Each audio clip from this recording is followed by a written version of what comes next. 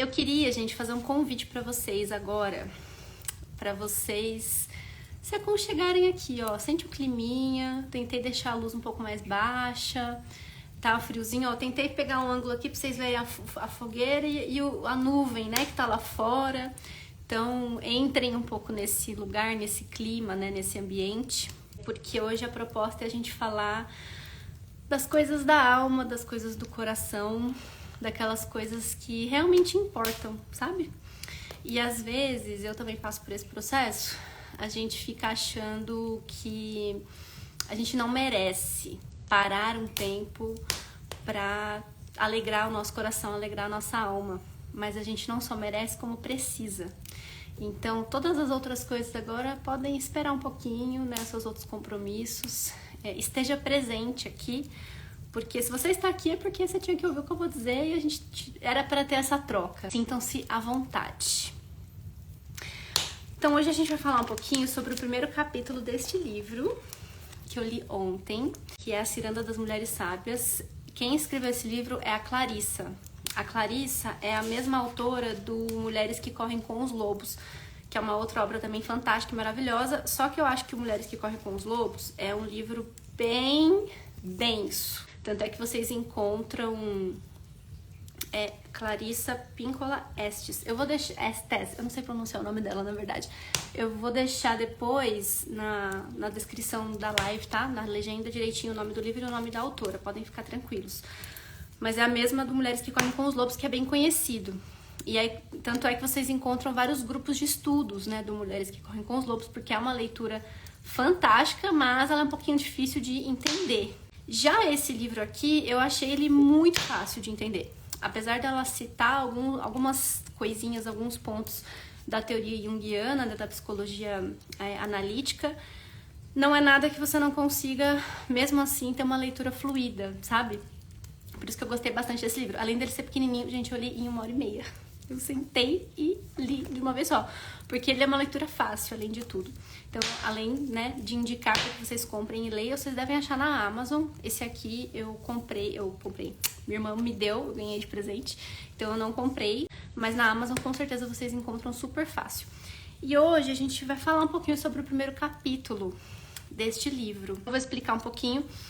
E eu vou aprofundar em alguns pontos da teoria junguiana, assim, que eu acho que são importantes pra gente ter um aprofundamento melhor da leitura, né? Uma compreensão mais ampla da leitura. Não é nada muito complexo, até porque eu não sou junguiana, pra deixar claro, tá, gente? Eu só vou explicar isso rapidinho. A psicanálise, ela tem várias linhas de atuação. Uma delas é a psicologia analítica, que foi desenvolvida por Jung, que se destoou um pouquinho das outras, que aí inclui Freud, Lacan, Winnicott, Klein e outros teóricos. Eu tô um pouco mais focada em Winnicott, mas eu estudo um pouquinho de tudo, de Lacan, de Freud, mas como o Jung foi para um caminho um pouquinho bem diferente, a gente acaba não misturando muito esses conceitos na prática da clínica. Mas eu amo Jung. Eu acho que ele trouxe algo muito precioso para a psicologia. E ele tem alguns conceitos que a gente usa também, de qualquer forma. E eu vou explicar um pouquinho deles para vocês durante a live, tá? Começa a narrativa trazendo um paradoxo, que é o subtítulo do livro, que fala assim: ser jovem enquanto velha e velha enquanto jovem. Então, o que ela quer dizer com esse paradoxo? Dentro de nós, dentro da nossa psique, nós temos as duas possibilidades como caminho. Então, desenvolver a solidez da sabedoria, além de manter a altivez, a curiosidade, né, o espírito de desbravar da juventude. Então, ela vai explorar um pouquinho sobre como a gente pode fazer com que essas duas coisas estejam em harmonia dentro da nossa psique. E esses dois elementos compõem o arquétipo da mulher sábia, que é o que ela vai tratar durante todo o livro. E aí, pra gente entender o arquétipo da mulher sábia, é importante que a gente entenda primeiro o que é um arquétipo, né? Então, esse é um dos conceitos do Jung, que é muito simples de entender, gente. A hora que eu explicar, vocês vão falar, meu Deus, às vezes você fica achando que é um negócio super complexo, mas não é. O arquétipo, eu até anotei uma descrição que vai ficar muito tranquilo de entender.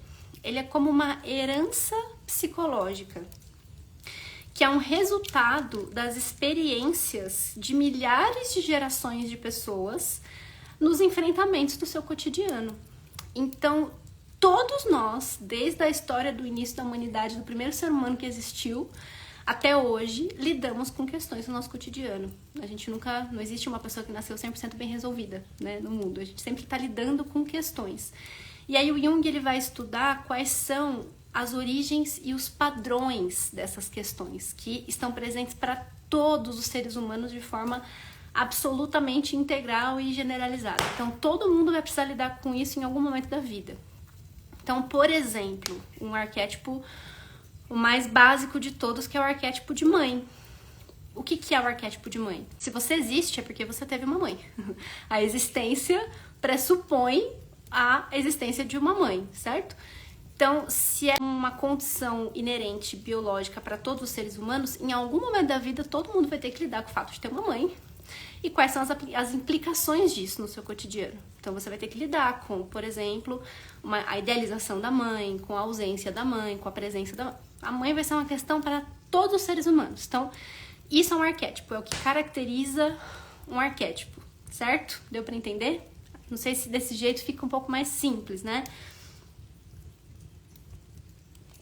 Eu tive a sorte também de ter um professor muito bom na faculdade junguiano, maravilhoso. Então, esses conceitos, querendo ou não, pelo menos o básico, a gente ainda lembra, apesar de eu ter me formado há um tempão. Então, o arquétipo da mulher sábia é o que vai ser tratado no livro da Clarissa com um pouco mais de profundidade. E o arquétipo, gente, ele não é somente essa ideia universal de alguma questão que alguém vai precisar lidar. Ele também é como se funcionasse como uma espécie de espelho. Então, quando a gente olha para o arquétipo e entende o simbolismo por trás dele, é também uma forma da gente olhar para a gente mesmo, de uma maneira profunda, tá? Então, olhar para o arquétipo não é olhar para algo externo, é olhar para nós. Então, qual é o lugar que eu me encontro dentro desse arquétipo? Ele é como se fosse uma referência. Então, ele representa isso aqui, baseado nessa referência onde é que eu estou, tá? Então, é uma maneira da gente poder olhar para nós com um pouco mais de profundidade, é um recurso para isso. E esse é um recurso para a gente ter esse olhar e saber se a nossa vida tá indo para onde ela deveria ir, né? Porque lembra que quem estava na live de anteontem, eu falei da aspiral. Aí eu falei, né, vamos fazer uma live para aprofundar só nesse conceito do aspiral, que a nossa vida é uma aspiral que sobe. Sobe, sobe, sobe. Mas para ele subir eu tenho que saber para onde eu tô indo. Porque se eu tô meio perdido sem saber o que eu sou, né, e para onde eu devo ir, eu tendo a ficar andando em círculos e isso causa muita angústia. Então a função dos arquétipos também é essa, é servir como um parâmetro e uma bússola para apontar um pouco o nosso caminho a respeito de quem nós somos. E eles vão ser tratados de várias formas, né? Dentro dos mitos, dos contos de fada, em vários lugares que a gente vai explorar aqui ao longo da live. E o arquétipo da velha sábia, né? Da mulher sábia, que apesar de ser representado por uma imagem de uma avó, né? Dentro do simbolismo junguiano, ele também representa... Ele não diz respeito, perdão, à idade cronológica, tá, gente? Então, apesar da imagem simbólica ser de uma velha mulher sábia, essas características elas estão presentes em pessoas também do sexo masculino, ou que se identificam como homens, e para todas as idades. Então, é algo que está sempre dentro de nós, independente da nossa idade, independente do nosso gênero. E esse lugar ele é representado justamente por esse equilíbrio perfeito entre esses dois elementos da psique, que é a solidez da sabedoria e da experiência e a criatividade e o ímpeto da juventude. Então, a mulher sábia, a velha sábia, é o que representa a junção perfeita desses dois elementos que estão dentro de nós, estão dentro de todos nós, de alguma forma, em partes desenvolvidos, em partes perfeitamente desenvolvidos. Não tem ninguém que tenha zero disso, tá? Todo mundo tem um pouco de sabedoria, todo mundo tem um pouco de criatividade, todo mundo tem um pouquinho de cada coisa. O que a gente precisa saber é o que eu preciso desenvolver, né? Para encontrar esse equilíbrio. E aí a gente pode pensar de uma forma prática, né? Em exemplos. Sabe aquela pessoa muito perspicaz? Que ela parece que tem quase que uma habilidade mágica de prever o futuro, né? Eu conheço algumas pessoas assim. Ou aquela pessoa que ela tem um conhecimento tão grande, tão gigante, tão expansivo, que ela é capaz de libertar os outros a partir do conhecimento dela. Por exemplo, uma clareza de percepção sobre a vida muito grande, né? Então, são reflexos, são características que a gente vai observando na vida e que vão nos apontando sobre o que significa internalizar o arquétipo da mulher sábia, tá? Então, não importa a sua idade. Esse é um processo que está sempre em construção. Então, tem um trecho no livro que ela até fala, que eu acho muito legal, que ela fala assim... a sabedoria não é como uma capa que de repente vai ser colocada sobre as suas costas e se amoldar perfeitamente com os seus ombros, ela vem pronta. Não, não é assim. A gente constrói, a gente costura, linha por linha. A gente experimenta, vê se tá bom, tira, faz de novo. Então é um processo de construção durante toda a vida. E, gente, o que faz a gente se aprimorar? Aqui ela coloca de uma forma muito legal.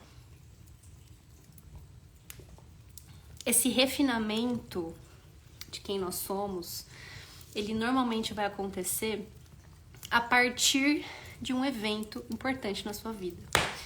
Um trauma, uma perda, um ato de coragem muito grande, um movimento importante que você faça, uma escolha difícil que você tomou. Depois desses grandes movimentos, o que sobra do que a gente faz com isso no nosso cotidiano, e aí entra o dia a dia, é o que vai definir para onde nós estamos levando a nossa vida. Se a gente está levando a nossa vida para atingir o equilíbrio ou se a gente está levando a nossa vida para qualquer outro lugar. Então, é uma junção das duas coisas, né? O que eu faço com o que a vida fez comigo? Basicamente, esse é o resumo de como a gente consegue atingir esse lugar. E aí entra num ponto, por exemplo, vou citar exemplos práticos, né? Uma mulher que se torna mãe.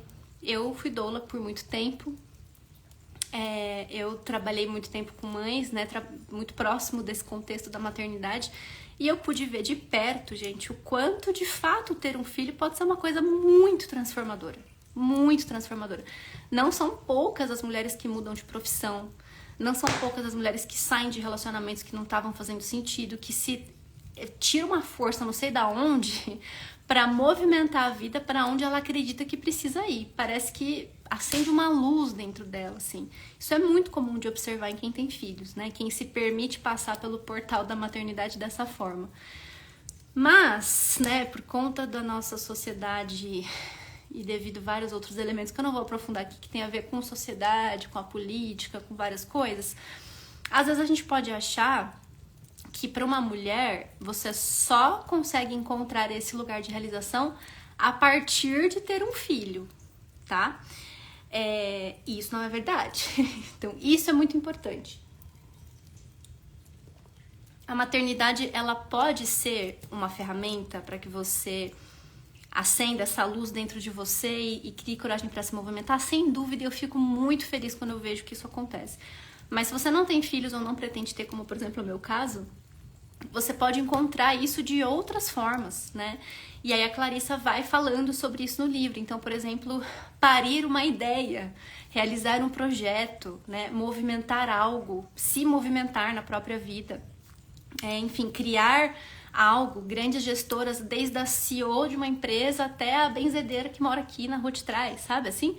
Se você é uma pessoa, né? Ela fala de uma mulher, mas se você é uma pessoa que vive a vida integralmente, na sua plenitude, você pode experimentar o caminho dessa satisfação. Não só através da maternidade, que inclusive, gente, até para fechar esse assunto, né, a gente pode falar até sobre maternidade compulsória e esses pontos, porque justamente às vezes a pessoa não era dessa forma que ela ia se encontrar na vida e ela acaba entrando nesse lugar porque ela vive uma vida de acordo com a expectativa dos outros, né, e não com as vontades próprias, a partir das vontades próprias. Então esse é um outro lugar, assim, com muito pano para manga pra gente discutir, mas eu acho que a reflexão de hoje, pelo menos para esse contexto, é suficiente. E todos esses caminhos possíveis de realização, eles têm uma coisa em comum, uma coisa muito importante em comum, que é justamente o que eu falei, eles são vidas vividas em plenitude. Não é uma vida vivida pela metade, não é uma vida vivida 10%. São vidas em plenitude. E essa é uma missão, assim, desafiadora, né? Ela é ousada. É uma missão que a gente precisa entender o que ela significa de verdade. E isso, gente, leva a um lugar muito especial, que é uma pessoa que vive sua vida de forma plena, ela inspira outras pessoas a fazerem o mesmo. Então, atos de coragem, atos de ousadia, pautados numa solidez de sabedoria, eles são inspiradores por si só. Então, quando que é que a gente não vive a nossa vida em plenitude? Eu diria que mais ou menos de duas formas. Ou quando a gente vive de acordo com a expectativa do outro, então eu faço o que eu faço pelo que os outros vão pensar, pelo que os outros vão dizer, porque eu não sei muito bem o que é o que eu quero, então o que o outro quer pra mim tá bom. E a gente se contenta com esse lugar. Isso não é uma vida vivida em plenitude.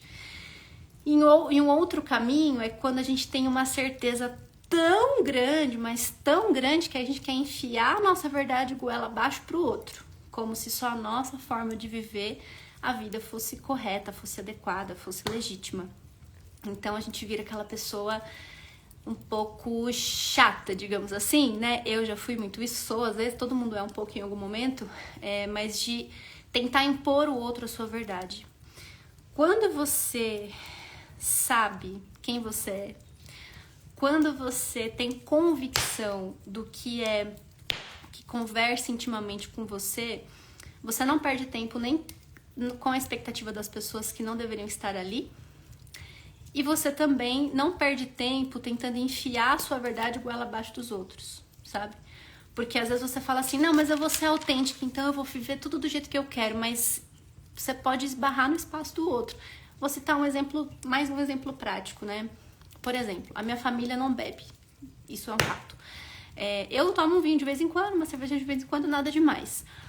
Se eu tô na minha casa, no meu ambiente, ok. Se eu vou passar o Natal na minha família, eu não vou ficar brigando, insistindo que eu quero beber vinho no Natal, entende? Então, eu vou respeitar aquele ambiente, aquele espaço. Eu não preciso deixar de ser eu, não preciso deixar de beber o meu vinho se eu quiser no meu ambiente na minha casa, porque minha família não concorda. Mas, se eu estou no ambiente deles, eu respeito. Isso não faz com que eu deixe de ser autêntica por isso. Então, eu tô citando esse exemplo que é bem banal e bem, né, cotidiano, mas a gente amplia isso para questões mais profundas e mais complexas da vida. Por exemplo, em relação às minhas feridas, a quem eu sou, a expectativa do outro. Isso, né, nas relações é um pouco mais complexo. Mas é importante a gente encontrar esse lugar, né?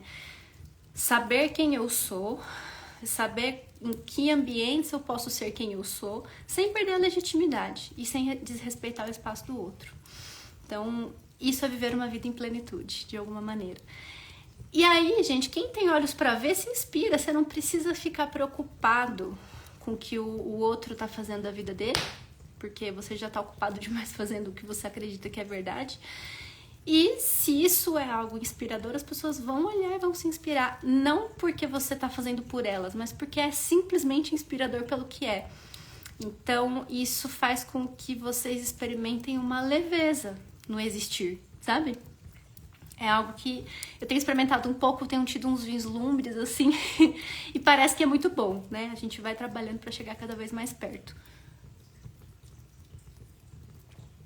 E essa vida em plenitude, né, inevitavelmente, passa por uma questão que é a gente saber quem a gente é, de verdade. E aí a Clarissa coloca essa ideia, né, esse vislumbre do que seria, da onde estaria esse lugar dentro de nós de sabedoria, através dos mitos e dos contos de fada. Então ela conta as histórias, né, e vai fazendo essa correlação. Então, muito comum isso em vários mitos e contos de fadas. Você tem uma princesa que está numa busca, num movimento na vida, e ela pode estar em busca de um príncipe ou de qualquer outra coisa. E no caminho dessa busca, ela encontra uma velha sábia que ou vai dar para ela uma bússola com algum direcionamento que ela vai precisar ter para continuar o caminho dela, ou vai sussurrar algum código que ela vai ter que desbravar ou desvendar para conseguir descobrir algo que é muito importante. Ela dá um amuleto de proteção, sei lá. Ela dá à princesa, né, a pessoa que tá ali na sua busca, algo de precioso. E ela até brinca assim, os príncipes podem ser ótimos, mas quem realmente oferece algo de bom na história é a velha, né?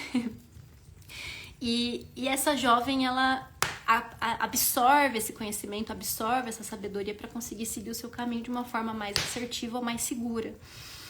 E ela também não é uma página em branco, né? Ela está no caminho. Ela provavelmente está enfrentando algum medo. Eu lembro de, tipo, Cinderela, Rapunzel, várias histórias que vem me na cabeça dos contos de fada Disney mesmo, mas se a gente for estudar mitos também, vai aparecendo de várias formas, né? De várias maneiras, em vários contextos. De que essa jovem ela está enfrentando algum medo, lidando com o desconhecido, ela também está em movimento. E olha como é interessante como uma precisa da outra. Então não é só a jovem que precisa do conhecimento da velha da sábia. A velha sábia, para poder colocar em prática aquilo que ela sabe, precisa que o movimento da jovem também aconteça. E o mais legal de tudo isso é a gente constatar que todos nós temos dentro da gente os dois elementos, né? Nós somos a velha e nós somos a jovem. Nós transitamos por esses lugares durante toda a nossa vida, o tempo todo, né? E nós também encontramos essas referências... Eita, nós! Meus amigos têm a telinha. A gente também encontra essas referências do lado de fora, mas isso também é interno, né? Então, isso é muito louco, gente. Eu acho isso muito sensacional. E não é incomum que a jovem, ela não perceba algum perigo iminente, né? Ela não perceba alguma questão ali que está acontecendo na vida dela, mas que a sábia vê. E por que a sábia vê? Quem estava na live de anteontem vai sacar isso mais fácil. Lembra que a gente falou sobre a espiral subindo, né? E que cada vez que sobe, você vai passar pelo mesmo ponto da vida, pela mesma origem de trauma, só que olhando por uma outra perspectiva, olhando por um outro ângulo, de uma outra forma, em uma outra situação. Pensa que uma pessoa velha já fez isso na vida um zilhão de vezes. E se ela consegue acumular um conhecimento e uma sabedoria todas as vezes que ela faz esse movimento, é claro que ela vai ter uma perspectiva e uma visão ampla sobre a vida muito maior do que uma pessoa que está começando a fazer isso agora, né? Lembrando que isso independe de idade, tá? Essa questão da velha e da jovem são símbolos, são representações. Mas aí a jovem, como ela ainda não fez todos esses movimentos, né? Ela conta com um olhar da pessoa mais velha que já fez isso mais vezes e que, portanto, vai ter uma visão mais ampla. E aí, eu queria trazer para vocês uma... Pensem aí, figuras desse tipo. Gente, depois que eu vim morar aqui, eu tenho encontrado muita gente que tem esse tipo de características que você olha e você fala assim, caceta, essa pessoa deve ser... Sentar e tomar um café com essa pessoa deve ser a coisa mais incrível do mundo. Com certeza eu vou aprender alguma coisa. Tem uma senhora que mora aqui do lado da minha casa, no mesmo condomínio aqui, e ela já é uma senhora, ela deve ter entre 70 e 80 anos, assim. Encontro com ela na academia, malhando os bracinhos, aí eu passo lá de bicicleta, ela tá com o negócio de roçar, roçando o quintal. Aí ela fala, Fia, você viu meu quintal? Ele é bonito, né? Eu que cuido. Tipo, ela mora lá sozinha, ela cuida sozinha de um quintal que é maior do que o meu. O quintal dela, gente, é impecável, impecável. A casinha dela parece uma casinha de boneca, assim. E ela tem uma alegria contagiante, uma autoestima. Você olha pra essas pessoas e fala, gente, é isso, sabe? É isso que eu quero ser na minha vida. Essa é a meta, sabe? Essa é a meta. É igual a Luz do YouTube que eu mostrei nos stories mais cedo. Ela é a mesma pegada, exatamente a mesma pegada. Então, eu olho pra ela e falo, eu com 60 anos quero ser isso aqui. Porque é uma autenticidade que não cabe nela, né? E isso, claro, vai ter gente que não sabe lidar, porque nem todo mundo lida com autenticidade. Mas é inspirador demais, assim, é inspirador demais. E o mais legal de tudo isso é que a gente pode tanto admirar essas características nas pessoas que a gente conhece, né, e busca como referência, como começar a enxergar que nós somos aquela pessoa em construção. Então, cada escolha que a gente faz nos leva para mais próximo ou para mais longe daquilo. E é essa atenção que a gente vai desenvolvendo, né, essa habilidade que a gente vai desenvolvendo, que pode nos levar cada dia mais próximo a ser essas pessoas, né? A identificar isso que a gente tem dentro de nós. E por último, gente, isso pra mim foi a parte que eu parei e falei, meu Deus, vou até tomar mais um golinho do chá. Porque minha voz tá estranha, porque eu tô sarando de um resfriado e porque eu tô falando que nem uma matraca. E aí a minha garganta tá ficando irritada. Desculpa, gente, não é por mal. Mas vai rolar, vai rolar. Essa parte pra você respirar, porque isso aí pra mim foi o que mais... Eu vou me segurar aqui, ó. O que faz a gente se desconectar disso? O que faz a gente perder tempo olhando pra coisas que pouco importam? O que faz, por exemplo, eu achar que... Gente, eu tenho um vício em cosmético. Eu tenho um vício, eu gosto de comprar um monte de coisa cara. Isso, ao mesmo tempo que eu gosto, eu me sinto culpada, porque eu falo, isso é tão fútil, sabe? É tão supérfluo. E é claro que eu também tento ser gentil comigo mesmo, entender meus processos, mas parece que cada vez mais fácil vai ficando mais claro o que realmente importa. E a gente vai se desconectando conforme a gente espera uma bênção pra gente ser quem a gente é. Parece que a gente fica esperando essa validação cair de algum lugar do céu. Parece que vai vir um anjo e vai dizer, querida, vai e faça o que você tem que fazer. Isso não vai acontecer, sabe por quê? Porque só pode validar, só pode abençoar quem você é, quem de fato sabe quem você é. E quem é a pessoa que vai saber mais? Quem você é? Quem é a única pessoa que realmente sabe quem você é? Além de você mesma, não é mesmo? Então, não existe isso, né? Não espere isso. Você pode se proporcionar isso.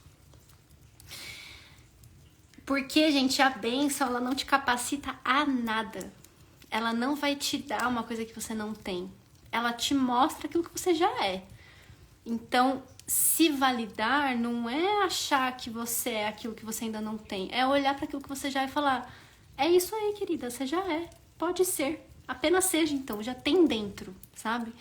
O próprio simbolismo da bênção é esse, né? Ela não é um milagre, ela é uma constatação que você pode se oferecer, você pode se proporcionar.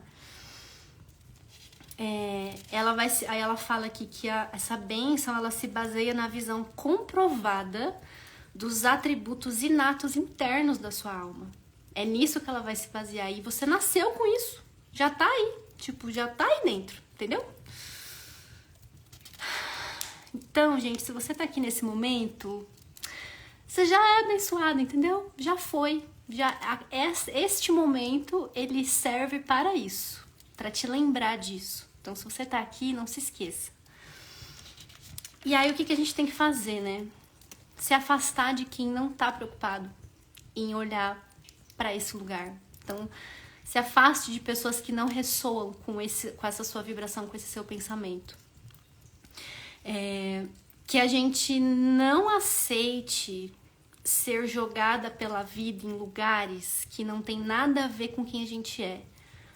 Tome as rédeas das suas escolhas, né? Saiba o caminho que você tem que seguir para que você seja a pessoa que tome as decisões por você, porque só você se enxerga da forma como você se enxerga. E que isso seja feito com amor, com respeito. A Gabi falou sobre ficar sozinha. Olha, eu posso falar porque é o meu lugar de fala. Eu tenho sentido a seguinte verdade.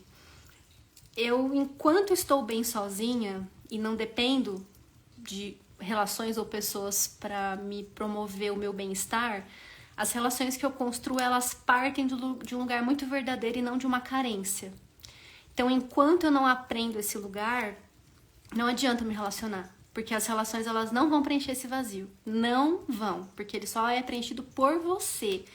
Então, se eu não consigo ficar comigo mesma, eu não vou ficar bem com o outro. Isso é um princípio básico. Então, eu tô assim, vivendo a minha solidão, minha solitude na plenitude dela. E aí, se aparecer alguém, eu não tô fechada a essa possibilidade, mas eu não dependo disso. E eu acho que esse é um pouco o caminho, né? É a gente aprender a ficar só e ficar bem com isso, né? Se for necessário. E por fim, né, ela tem umas frases aqui muito boas, que você escolha o que te torna maior e não menor. Que você absorva o que tornar mais profundas e não mais amortecidos o seu coração e a sua vida. Que você escolha o que te faça dançar e não mais andar pesadamente, nem cochilar pelo tempo afora. Então eu gostaria de terminar a live com esta frase, que a gente possa trazer à tona toda a sabedoria, toda a solidez do conhecimento, sem perder a vivacidade, a curiosidade e o ímpeto da juventude.